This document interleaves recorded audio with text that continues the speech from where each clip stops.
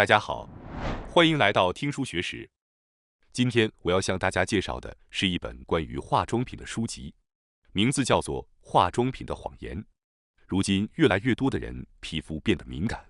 在20世纪30年代左右，皮肤问题主要是裂纹、湿疹和癣等，因为那时缺乏对皮肤保护重要的维生素 A。然而，现代则是合成界面活性剂滥用等原因导致皮肤屏障受损，使得越来越多的人变得肌肤敏感。这次我带来了一本详细介绍化妆品谎言的书，希望您能通过观看本期视频了解更多关于化妆品的知识。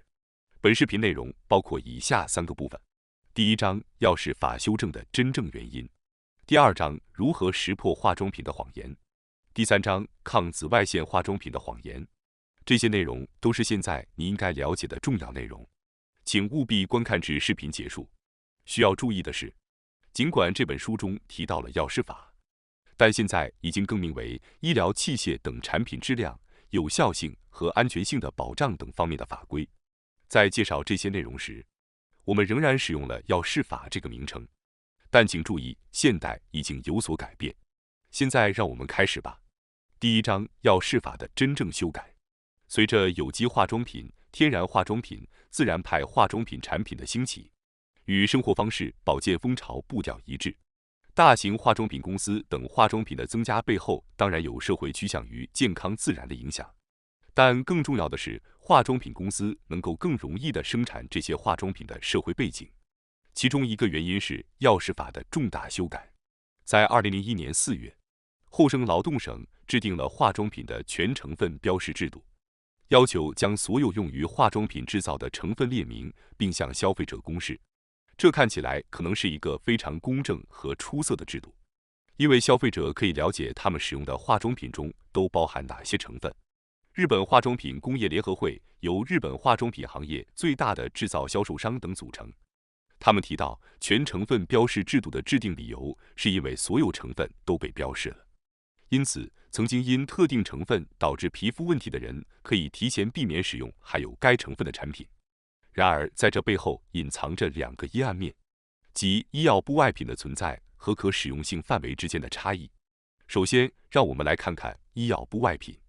尽管采用了全成分标示制度，但医药品中仍存在医药部外品这一类别。原本药品和化妆品被分为药品、化妆品、医药部外品和医疗器具4类。化妆品被要求标示全部成分，但医药部外品这一类别则没有全成分标示的义务。此外，医药部外品中还有另一个类别，即药用化妆品。药用化妆品位于药品和普通化妆品之间，其对人体的作用相对较温和，因此含有有效成分的化妆品得到认可。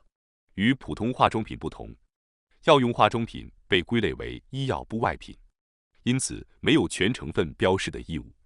这可能令人意外，因为药用化妆品似乎应该有义务清楚标示成分，但事实上只有普通化妆品有全成分标示的义务，而药用化妆品没有。人们可能会误以为药用化妆品的成分标示应该更加严格，但实际上是普通化妆品才有全成分标示的义务，而药用化妆品没有。使用药用化妆品时，务必注意可能引起意外皮肤问题的风险。在使用前，请确保自己没有过敏等问题，并谨慎使用。接下来，让我们来看看使用可能性方面的放宽。在2001年4月的药事法修改之前，制造商需要向厚生省申请详细的许可，才能生产、销售或进口各种类型的化妆品，如洗面奶、面霜等。此外，对于化妆品所使用的成分也有明确的规定。除了已经获得许可的成分外，如果要添加其他成分，则需要进行安全性测试，以确保在使用过程中不会出现问题。换句话说，只有经过一定程度安全性验证的产品才能够销售。然而，全成分标示制度的引入彻底改变了这一局面。除了一些受限制的成分外，现在几乎任何成分都可以添加到化妆品中。这些受限制的成分被分为积极列表和负面列表这2种列表。积极列表包括可以使用的防腐剂、紫外线吸收剂和焦油染料等成分，而负面列表则包括除了防腐剂、紫外线吸收剂和焦油颜料之外，其他化学物质、医药品和生物成分被限制或禁止使用。简而言之，防腐剂、紫外线吸收剂和焦油染料等物质被列入 A 列表。这意味着，只要后续添加的成分不在 B 列表中，包括新添加的成分，化妆品就无需重新获得批准。化妆品制造商需要留意 A 和 B 列表，除此之外可以添加任何成分。因此，化妆品公司可以利用新成分制造新产品。对于消费者来说，虽然存在一定的成分限制，但由于全成分标示制度的实施，他们需要自行调查成分并自行承担使用责任。此外，对于医药部外品的药用化妆品来说，除了列明的102种指定成分外，政府不再进行新增成分的安全性检查。总之，全成分标示制度和医药部外品的设立，意味着化妆品制造监管的大规模放松。国家放弃了保护消费者的责任。到2000年为止，日本允许使用的化妆品成分中，添加焦油色素的数量不到2900种。然而，现在已经超过了1万种。化妆品公司在过去的10几年里迅速增加，主要原因是2001年药事法修改后，化妆品制造监管得到了放松，化妆品原料的使用规则变得更加简单易懂，新原料也更容易使用。简言之，即使是业余人士也能够更轻松地制作化妆品。此外，化妆品可以通过广告手段进行营销，甚至可以将价格定得比原料成本高数十倍以上。比如一碗拉面，大家大概能够想象到其背后有多么严格的制作流程，这能够解释这个问题。然而，消费者往往不了解化妆品的实际成本。例如，一瓶售价1万日元的美容液，大家可能会觉得很贵，认为其中使用了昂贵的成分。一些公司借机高价销售成本低廉的产品，这种情况并不少见。此外，化妆品的定价往往取决于其形象，因此被视为一个利润率较高的行业。即使在经济不景气的情况下，来自其他行业的参与者也在不断增加。此外，由于监管放松，各种海外化妆品也开始进入市场。在这种情况下，安全性是否得到了保障呢？另外，我之前提到了2001年药事法修改时，同时制定了医药部外品的情况。虽然医药部外品不需要进行全成分标示，但如何确保其作为医药部外品销售呢？在不需要标示全成分的情况下就可以销售，这让人们普遍认为已经进行了严格的检查。但实际上，只要化妆品含有有效成分，就可以作为医药部外品销售。换句话说，化妆品和医药部外品的主要区别在于是否含有有效成分，这就是唯一的区别。这些有效成分是由厚生劳动大臣认可其功效和效果的成分。只要含有有效成分，即使数量少，也可以作为药用化妆品销售，并且可以不标示指定成分以外的其他成分。这样的制度是否真的能够保护消费者的健康和安全？这是一个很大的疑问。此外，要想充分发挥有效成分的功效，就需要破坏皮肤的屏障层，使有效成分渗透到皮肤内部。这就涉及到合成界面活性剂的问题。如果要确保成分发挥作用，就必须添加合成界面活性剂作为渗透剂。然而，合成界面活性剂会破坏皮肤的屏障功能。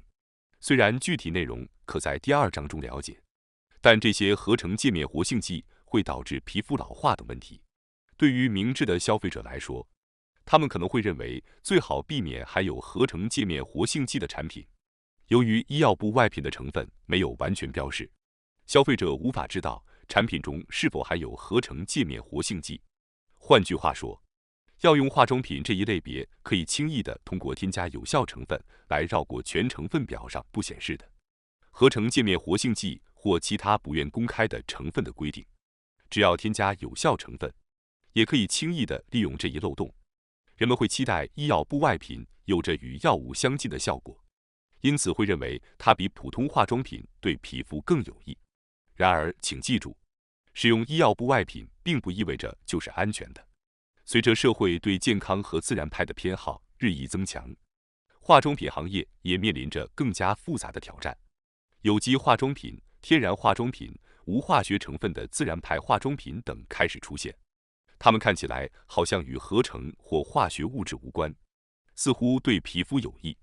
然而，在这些产品中，一些所谓的天然化妆品可能在标榜自然的同时，滥用合成界面活性剂。在第2章中，我们将详细讨论合成界面活性剂的定义及其中哪些是危险的。我们将揭示如何识别化妆品的虚假宣传。许多化妆品声称含有有效成分，能渗透皮肤，使皮肤年轻，恢复婴儿般柔软，使皮肤变得白皙透明。这些魔法般的效果的化妆品大量销售，1周或2周后，只要不断购买并使用，你可能会误以为你的皮肤已经焕然一新。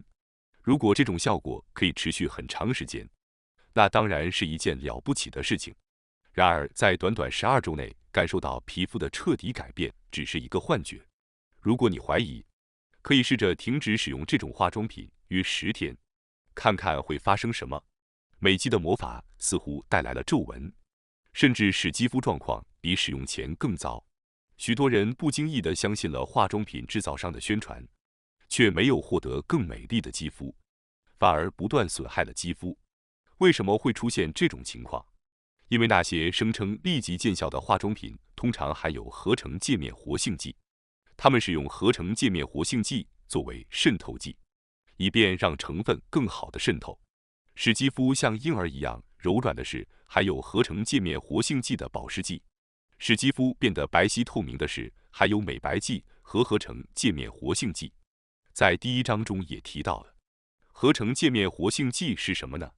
简单来说，它比肥皂更具有强大的作用，这就是合成界面活性剂。尽管有些人声称不使用肥皂洗脸，但实际上他们使用的化妆品中含有合成界面活性剂。这听起来有些奇怪，但并不是所有的界面活性剂都是坏东西。实际上，有些界面活性剂对皮肤护理是有益的。大家知道在界面活性剂中哪些是危险的，哪些是安全的吗？请从以下选项中选择你认为危险的和安全的界面活性剂：1. 合成界面活性剂；2. 石油系界面活性剂；3. 植物系界面活性剂；4. 弱酸性界面活性剂；5. 有机系界面活性剂。也许有很多人认为1和2是危险的，3和4是安全的，但很遗憾，这个答案是错误的。实际上，界面活性剂对皮肤的危害程度取决于种类和浓度。仅仅因为是合成的就说不好，因为是石油系的就说很不好，是植物系的就觉得安心，或者认为是有机的就认为没问题。这样简单的分类判断是困难的。那么，我们应该根据什么标准来区分界面活性剂的危险程度呢？首先，危险的界面活性剂，无论是天然的还是合成的，都可以保持清洁力和渗透力，并在皮肤上长时间停留，难以被水冲洗掉。举例来说，强效的合成界面活性剂就属于这种危险类型。相反，安全的界面活性剂，无论是天然的还是合成的，都可以在皮肤上发挥清洁作用，而不会导致皮脂过度流失。比如，肥皂就是一个很好的例子。皮肤具有屏障功能，一旦这个功能被破坏，皮肤就会失去水分，导致干燥皮肤。许多美容师每天使用含有合成界面活性剂的清洁剂洗手，这导致了许多人患上手部皮肤干燥的问题。这是因为频繁使用洗净剂会破坏皮肤的屏障功能。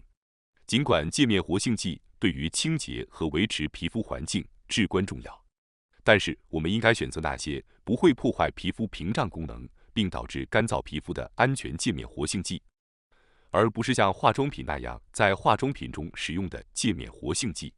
需要注意的界面活性剂包括以下几种情况：1. 作用强的界面活性剂；2. 浓度高的界面活性剂；3. 配方中包含多种界面活性剂，这意味着配方中混合了多种类型的界面活性剂。问题并不在于它们是合成的、植物性的还是有机的，而在于界面活性剂本身的强度和成分。我们不应该被好像对皮肤好的口号所诱惑，而是要关注界面活性剂本身的强度和成分。那么，到底应该用什么来清洁皮肤，使皮肤更健康呢？作为代表的肥皂是一个选择。为什么肥皂是安全的呢？正如我之前解释的那样，肥皂也是一种界面活性剂，它是一种天然的乳化的成分。然而，肥皂对皮肤的屏障破坏作用较弱。当肥皂完成了清洁污垢的任务后，其成分会迅速转变为无洗净力的物质。此外，肥皂具有弱碱性的特性，而皮肤具有弱酸性的性质。洗面皂的碱性成分会被皮肤的酸性中和，使其失去清洁力并变得无效。换句话说，肥皂不会完全破坏皮肤的屏障功能，因此不会造成过度的皮脂流失。此外，肥皂残留在皮肤上会成为常在菌的食物，促进皮肤健康。然而，即使是肥皂，如果被错误的频繁使用或过度洗脸，也会对皮肤造成不良影响。当皮肤感到刺痛或者洗脸时感到疼痛时，说明皮肤已经处于非常脆弱的状态，这时就不应该再使用肥皂了。处于这种状态的人，即使是肥皂也不应该使用，直到皮肤健康恢复为止，只能用清水洗脸。另外，皮脂分泌会随着年龄增长而减少，特别是女性的皮脂分泌量比男性少，因此对于皮肤脆弱或年长的人来说，即使是肥皂也需要谨慎使用，尤其是对于敏感肌肤或干燥肌肤。如果想要长期保持年轻肌肤，就必须意识到要警惕含有合成界面活性剂的化妆品。